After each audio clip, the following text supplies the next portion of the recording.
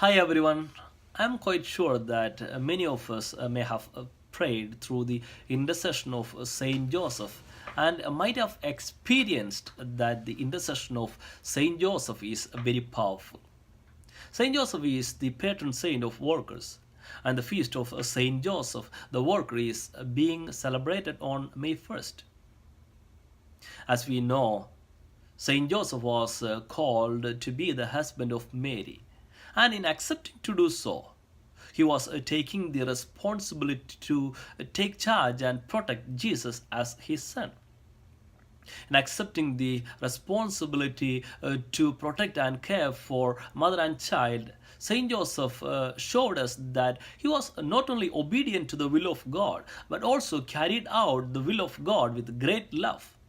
He carried out all the burdens, all the services, and all the sacrifices which were entrusted to him. The gospel calls him a just person, just man. He was poor, he was hardworking, he was honest. At the same time, he was a man of deep interior wisdom, giving him the freedom to put himself at the disposal of God's plan. The feast of Saint Joseph the Worker was instituted by Pope Pius XII in the year 1955. The purpose of institution of this feast was to give a religious meaning and purpose for work and labor. It was to give a spiritual dimension and direction for work and labor. The book of Genesis tells us that God himself does the work of creation, and after completing the work that he was doing, he rested on the seventh day. Hence, the work has a holy and sacred meaning because we ourselves are the work of God's hands, and we are called to continue the work of God's creation.